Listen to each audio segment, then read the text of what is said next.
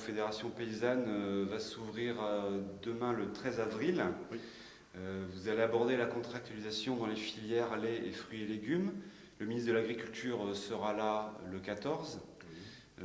Quel message allez-vous lui faire passer? Déjà, lui répéter que depuis le début, nous lui expliquons que les contrats, c'est pas mauvais en soi, mais ça ne va pas régler le problème. Ça, c'est bien ce que le ministre devrait comprendre. Alors, non seulement il ne l'a pas entendu jusqu'à maintenant, mais en plus, il persiste et signe, et il a refusé que ces contrats soient réfléchis, proposés collectivement par l'ensemble des paysans, et du coup, on a une situation aujourd'hui inextricable, et qui risque d'être catastrophique, puisque c'est vraiment les laiteries qui imposent les contrats à leur façon, et les producteurs n'auront pas d'autre solution que de signer ou alors de lutter pour éventuellement les améliorer. Donc signer ou lutter, c'est bien aujourd'hui le seul choix que les paysans ont. Nous choisissons la lutte, le combat contre ces contrats tels qu'ils sont signés. Ils ne doivent pas être acceptés dans l'État. Ils doivent être amendés et pouvoir offrir une garantie pour les producteurs, ce qu'aujourd'hui ils ne sont pas capables de faire. Concernant la PAC et sa réforme pour 2013, quelle sera la ligne directrice que vous allez aborder au cours de votre congrès et que le syndicat va appliquer pour les années à venir? Ce qu'il faut, ce que nous répéterons, c'est que la PAC doit être en rupture. Je sais que le mot a été beaucoup galvaudé. Par rapport aux anciennes politiques agricoles. Aujourd'hui, c'est bien les paysans qui doivent être au centre des politiques agricoles. On doit cesser cette mise en compétition des agricultures entre elles. Et il n'y aura pas d'avenir demain pour une nourriture abondante et de qualité s'il n'y a pas des paysans nombreux sur les territoires pour produire cette nourriture. Donc ça, c'est vraiment ce qu'on va rappeler. Donc ça a une traduction éventuellement budgétaire.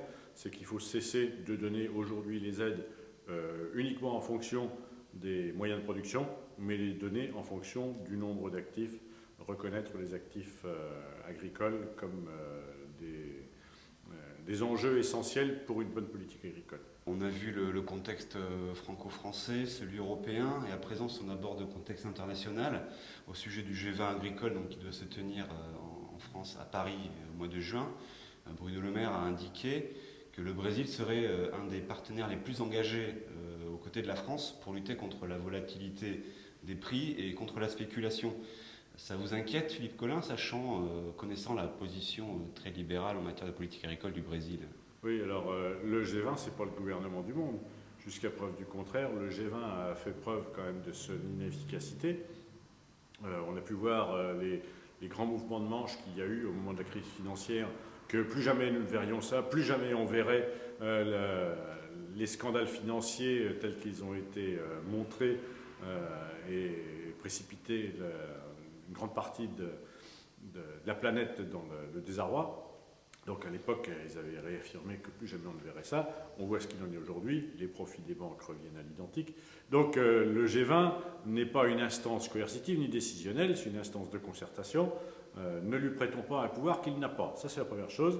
La seconde chose, c'est que derrière ces grandes déclarations, c'est quelle est la volonté aujourd'hui de l'Union européenne, au premier chef, qui a les possibilités d'orienter sa politique agricole, véritablement pour une protection de son agriculture qui est spécifique. L'agriculture du Brésil ne sera jamais de même nature que l'agriculture européenne pour une raison structurelle. Donc on ne pourra pas continuer comme le fait et l'Union européenne et le Brésil de mettre en concurrence ces deux agricultures-là. Donc est-ce que Nicolas Sarkozy a vraiment l'ambition de rompre avec cette orientation de l'Union européenne ou pas? C'est la seule question qu'il faut poser aujourd'hui par rapport à ce G20.